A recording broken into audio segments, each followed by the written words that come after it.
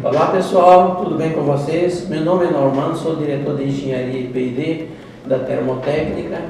Vamos proceder à resposta das diversas perguntas que vocês postaram no canal do Instagram da Termotécnica, ok?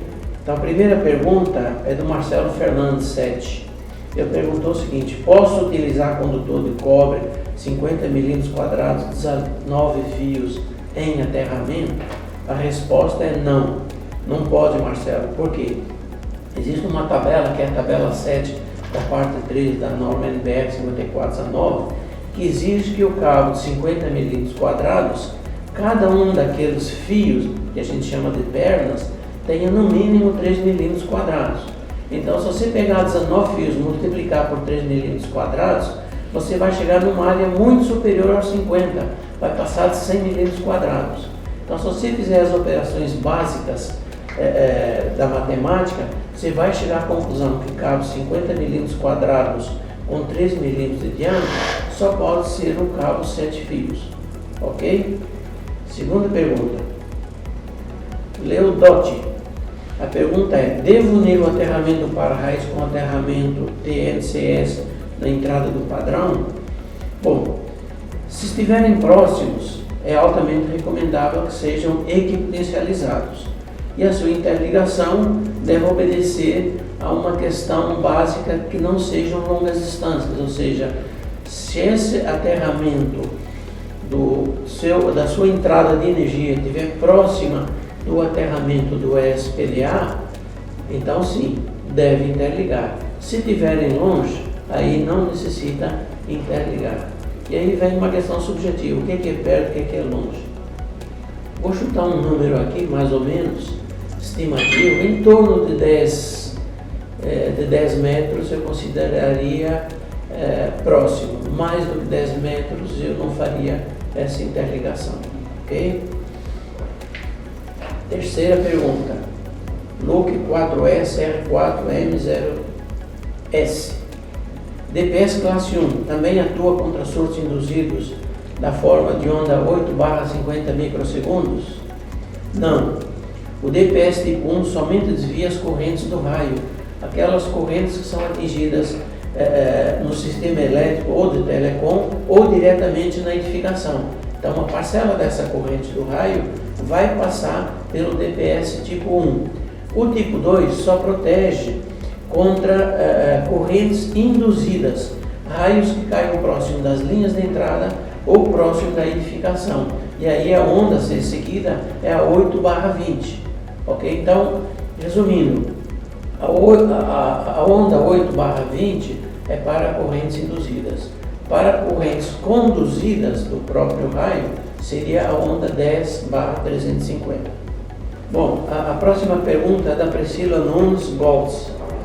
Ela perguntou o seguinte: dúvida de projetar captação num telhado com várias quedas. Preciso fechar o anel em toda a captação com barra chata de alumínio? Veja o seguinte: quando você vai fazer a distribuição dos módulos da malha, esses módulos são em função do nível de proteção. Podem ser mais fechados nos níveis mais rigorosos, como nível 1 ou 2, ou naqueles menos rigorosos, como 3 e 4. Quando se faz a montagem desses módulos, que a gente chama de mesh, você vai perceber que, inevitavelmente, um dos lados desses módulos sempre vai ficar na periferia da edificação. Então, fazer um anel periférico seria a primeira atitude para começar a desenhar uma gaiola, uma malha, um mesh, na periferia. Além de compor os fechamentos desses módulos, você também está fazendo a distribuição das correntes de forma mais justa para as descidas. Então, é sempre recomendável começar fazendo esse fechamento periférico e depois você vai malhando o restante do módulo, de modo que esses meshes internos não fiquem superior ao que é estabelecido no nível de proteção. Ok? Então, a recomendação é sim. Outra coisa importante, além de passar na periferia, também não esquecer das cumieiras e dos espigões do telhado, que são os pontos mais altos da edificação. Então, são basicamente esses os passos. Você percorre a periferia, passa nas cumieiras e nos espigões, aí você analisa Já fechei algum módulo ou não? Esse aqui fechou. Ok, então esse já está fechado. Aqui não fechou. Então vou fechando transversalmente até atingir aquelas medidas máximas que a norma estabelece para o mesh, para cada nível. Bom, próxima pergunta é do engenheiro Alessandro Brandt. Ele perguntou: SPDA em áreas abertas, canteiro de obra, como é realizado? Olha, normalmente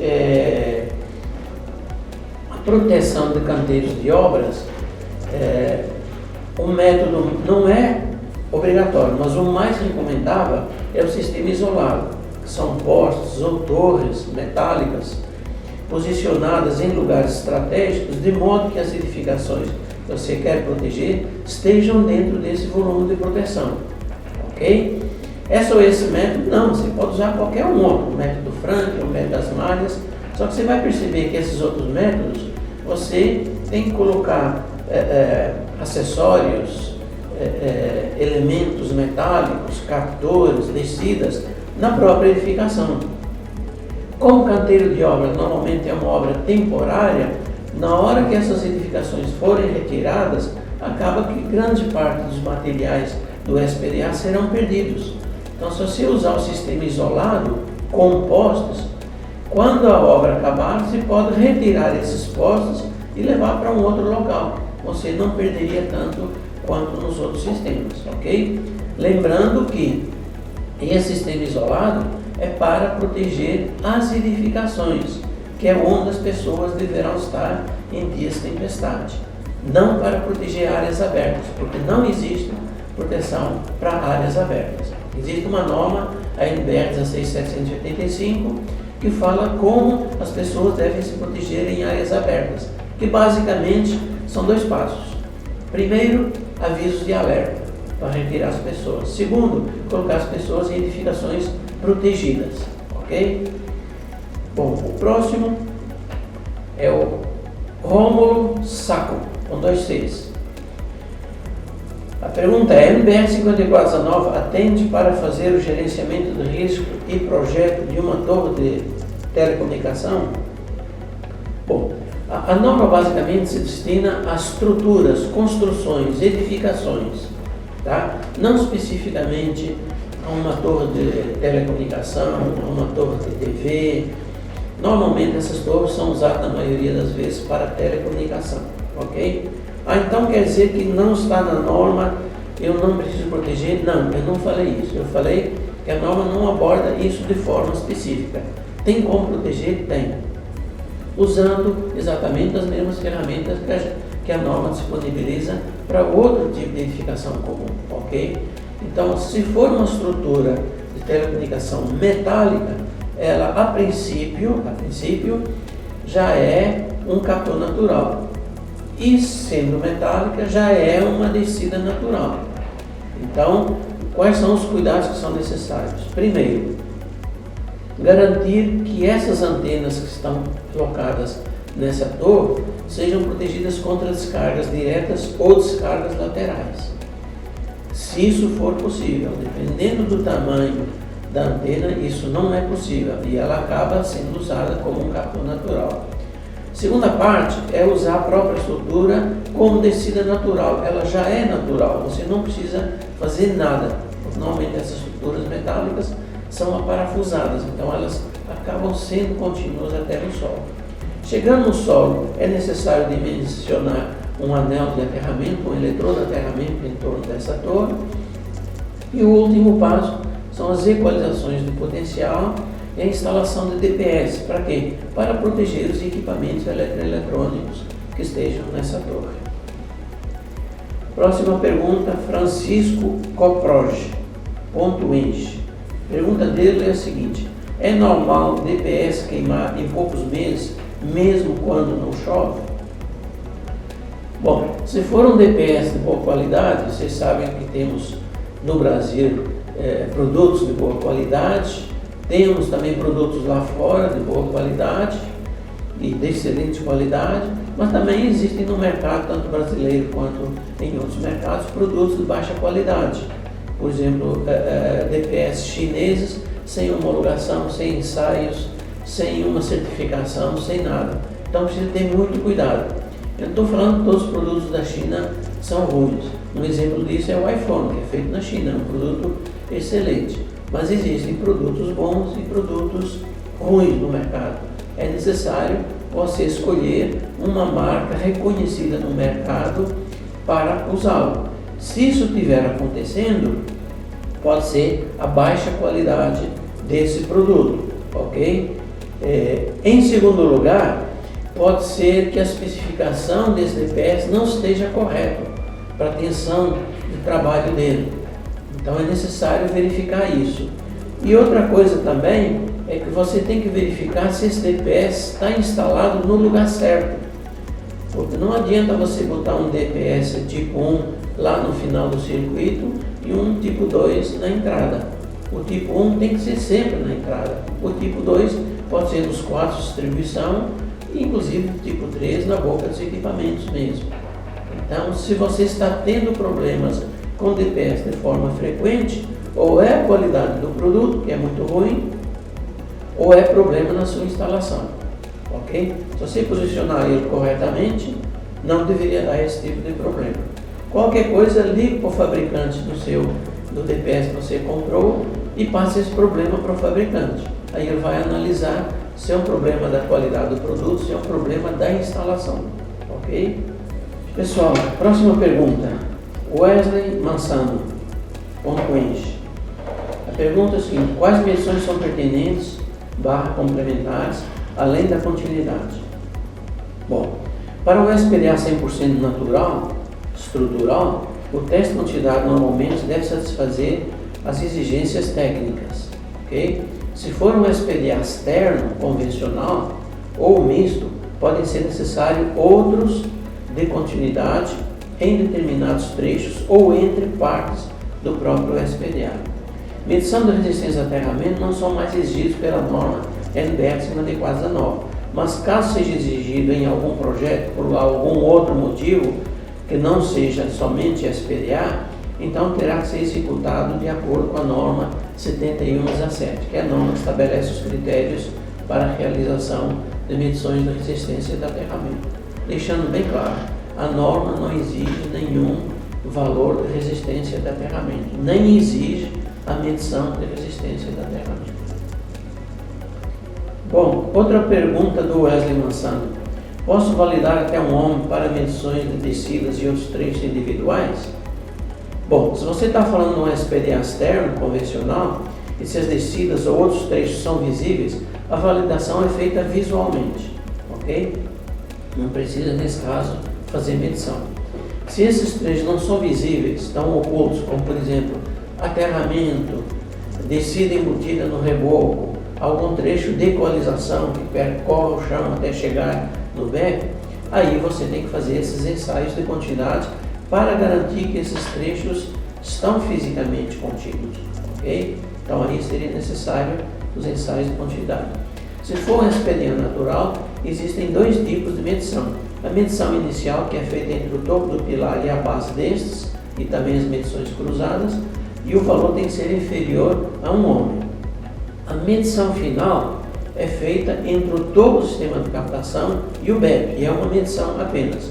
E o valor máximo a ser atingido é 200 miliohms, ok? Então, ficou claro, Wesley? Espero ter ajudado aí, beleza? Essa pergunta é do Lucas Ramos. A pergunta dele é o seguinte: no primeiro nível de proteção do edifício com SPDA, deve instalar tanto DPS classe 1 e o 2? Veja o seguinte, essa decisão tem que sair do gerenciamento de risco, mas via de regra, independente do nível de proteção e em linhas gerais, normalmente o DPS deve ser instalado no ponto de entrada da instalação e será corretamente dimensionado. Já os DPS tipo 2 devem ser instalados nos quadros secundários ou quadros terciários, no caso de equipamentos eletrônicos sensíveis. Poderão ser instalados também no DPS tipo 3 nas tomadas desses equipamentos. A parte 4 da NBR 5419 dá orientações de como dimensionar e posicionar esse DPS na instalação. E existem algumas exceções a essas regras, ok? Então, só reiterando, se o prédio tem SPDA, obrigatoriamente você tem que ter DPS tipo 1 na entrada. Por quê? Quando o raio atinge a edificação, 50% dessa corrente vai para o solo e 50% retorna através da interligação do SPDA com o aterramento pelas instalações. Então, caindo o raio da edificação, certamente você terá muitas correntes de alto valor conduzidas pelos condutores de entrada de energia e de telecomunicação. E aí é o DPS tipo 1 que vai funcionar. Okay? Então, sim, é obrigatório. Engenheiro Alessandro, como funciona o sistema de alarme para PDA em áreas abertas? Bom, a norma é 16785, mostra em quais situações as pessoas correm risco de vida em áreas abertas. Em resumo, as pessoas nunca devem ficar em áreas abertas em dias de tempestade. Existem sistemas de aviso de alerta que são muito caros e podem variar de 150 a 200 mil reais ou mais. Depende muito do tamanho da planta, depende muito do projeto. Se for para uso pessoal, existe no Play Store e outros sites de aplicativos, uns apps gratuitos. O que eu uso chama Lighting Alarm, ou seja, alarme de descargas atmosféricas. E ele te fala se o raio caiu a 5 km, 10, 20, 30. Obviamente não dá muita precisão, mas é uma informação que você precisa. Você precisa saber que a tempestade está se aproximando e você precisa tomar alguma atitude. Então, para uso pessoal, esses apps gratuitos funcionam. Para empresas, é preciso fazer uma avaliação se isso é suficiente ou se precisa investir em algum sistema de aviso de tempestade que sejam locais, ou então existem empresas que vendem esse serviço de aviso de alertas, para você não ter que fazer um investimento grande, montar uma equipe para operar esses equipamentos, treinar e ficar sujeito a manutenções. Muitas vezes uma mensalidade que não é cara, é barata, dessa empresa resolve o seu problema. Então é necessário fazer uma análise prévia. O próximo, Grazi Mendes. A pergunta é o seguinte: só uma descida estrutural de um prédio não deu continuidade. Faria somente ela aparente? Olha, é uma alternativa. Você fazer ela aparente externamente, garantindo a continuidade do topo até no aterramento, tá? Outra possibilidade que você tem é de tentar, nessa mesma descida que não deu continuidade, você tentar trechos menores. Por exemplo, a cada 3 pavimentos, fazer medição de um para o outro, do outro para o outro. Chega uma hora que você vai descobrir qual é o trecho que está com o problema. Isso você está usando estatística, né? Por amostragem. Então seria outra alternativa. Outra opção é você fazer uma análise crítica. Esse pilar é um pilar importante ou não? O que eu quero dizer com pilar importante? Por exemplo, um pilar que esteja nas quinas principais do prédio é importante. Um pilar que esteja na fachada é importante. Um pilar que nasça lá debaixo do subsolo e vá até no topo do prédio é importante. Ok? Se não tiver numa dessas posições que eu falei, o que eu faria é não ligar ela na captação. Aí ela não funcionaria como descida. Como eu já tenho outras descidas, e desde que você tenha pelo menos 10 descidas, o SPDA estaria correto, sem problema nenhum. Bom, outra pergunta de Grazi Mendes. Um SPDA numa residência unifamiliar é usual? Aí ela colocou, captação, descidas, aterramento, etc. Vê o seguinte, quem determina se precisa de proteção ou não é o gerenciamento de risco, que é a parte 2 da NBR 5419. Então a primeira coisa que se deve fazer é o gerenciamento de risco.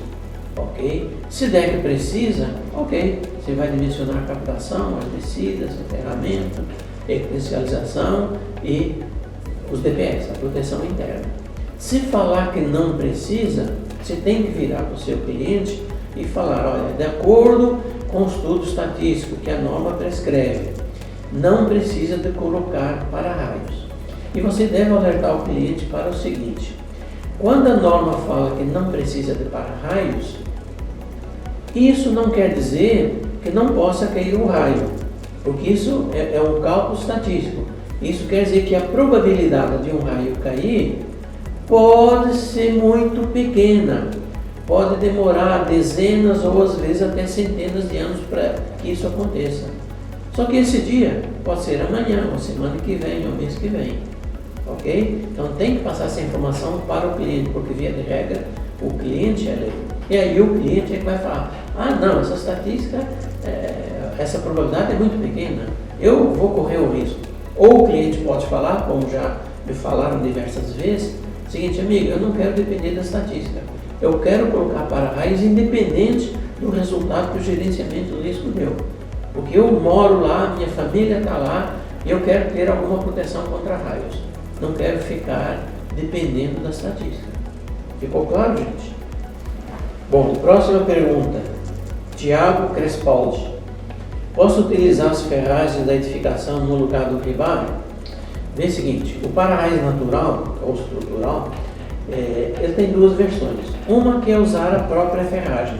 A norma permite, desde que você faça 3 passos de 20 centímetros, desde que você faça um laudo técnico, um relatório técnico, na verdade, sobre o que foi executado, com fotos, porque no final da obra, alguém vai te perguntar, para-raios foi feito? Você vai falar que sim.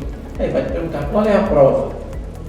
Como é que eu tenho certeza que você fez? Então você vai precisar montar um relatório técnico, com fotos, demonstrando o que você fez, as amarrações, aquele 3 passos que a norma exige, tudo aquilo que a norma pede, tá? Esse é um jeito, usando a própria ferragem. O segundo jeito é usando uma barra adicional. Para usar a barra adicional, é obrigatório que seja a rebar, porque a norma exige, no caso de uma barra adicional, que ela seja galvanizada a fogo.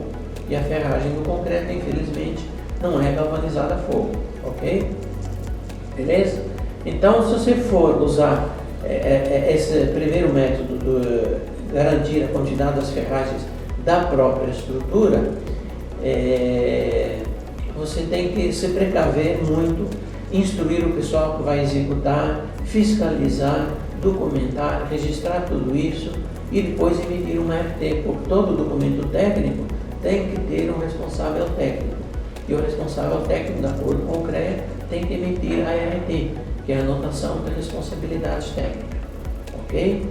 Então, cuidado. Esse sistema, nós tivemos algumas experiências com clientes nossos aqui em Belo Horizonte que deram errado. Então, eles fizeram esse sistema, depois no final tiveram que pagar por um outro sistema, porque não havia ninguém na obra responsável pelo que foi feito, não tinha nada documentado, os ensaios de quantidades deram errado, e o cliente ficou frustrado, gastou 2 vezes o que deveria ter gasto, mas porque tomou uma decisão errada. Ok? O próximo, engenheiro Felipe, perguntou, massas metálicas instaladas próximas à captação, equaliza ou não? Depende, ok? Depende. Se elas estiverem dentro da zona 0B, que é aquela região que a gente chama de volume de proteção, e a uma distância superior à distância de segurança que tem que ser calculada nesses pontos mais críticos, e ela não entrar para dentro da edificação, ela não precisa ser interligada.